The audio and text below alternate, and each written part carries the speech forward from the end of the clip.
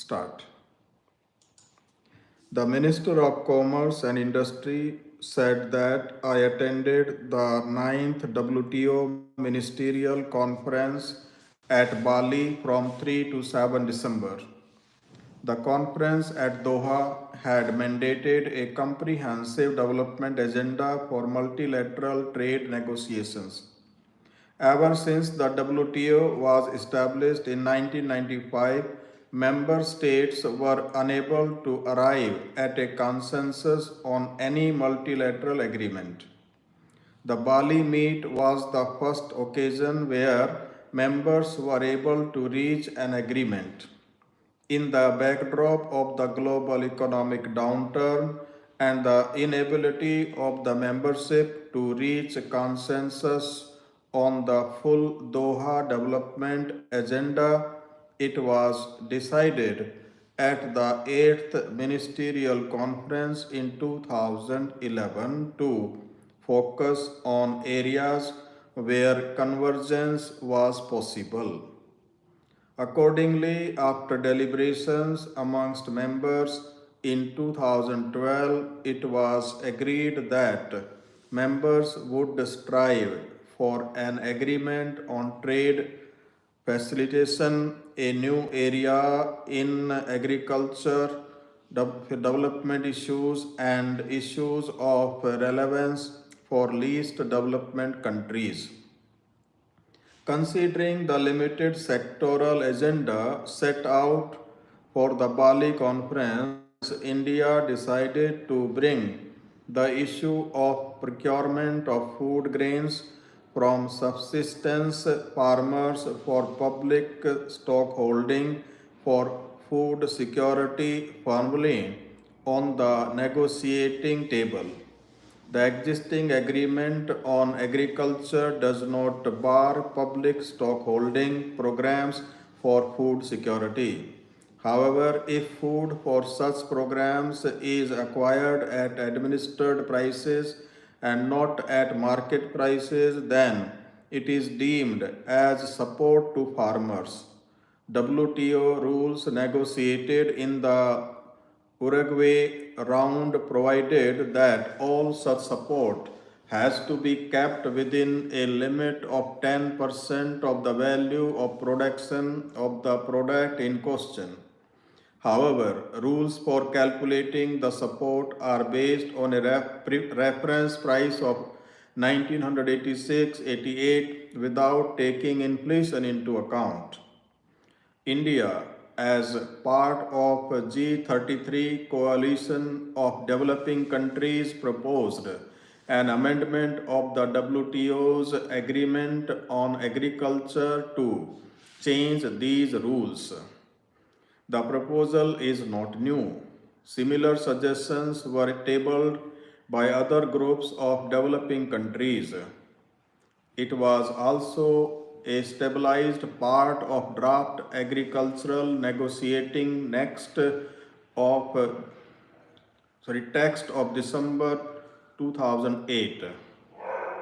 The G33 suggested several alternatives including inflation adjustment of administered prices. However, the developed countries effectively blocked any discussion on such proposals.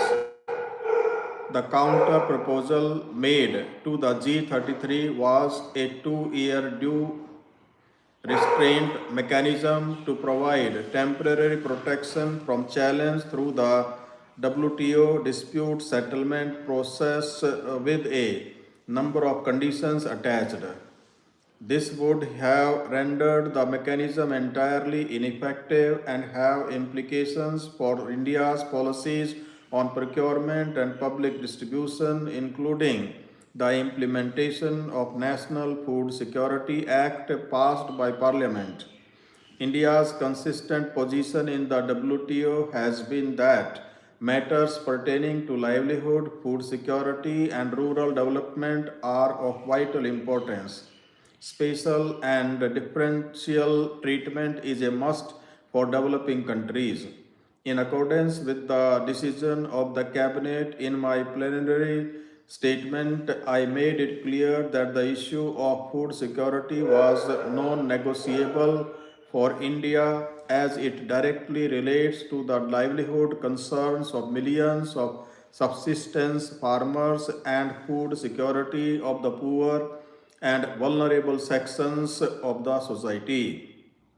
I underscored that an interim solution cannot be a temporary solution nor be terminated and must remain in place till such time that a negotiated permanent solution is in place. I also stated that without a satisfactory decision on food security, we considered the Bali package as lacking in horizontal balance and would therefore not be able to lend our support to it. Though a concerted bid was made to isolate India at Bali, our principled position resonated with the developing countries of Africa, Asia, and Latin America. After intense negotiations over 3 days, a few hours before the conference was scheduled to end, a revised draft text was placed before the membership, which addressed our core concerns. It provides for an interim mechanism to be put in place and to negotiate for an agreement for a permanent solution for adoption by the 11th Ministerial Conference of the WTO.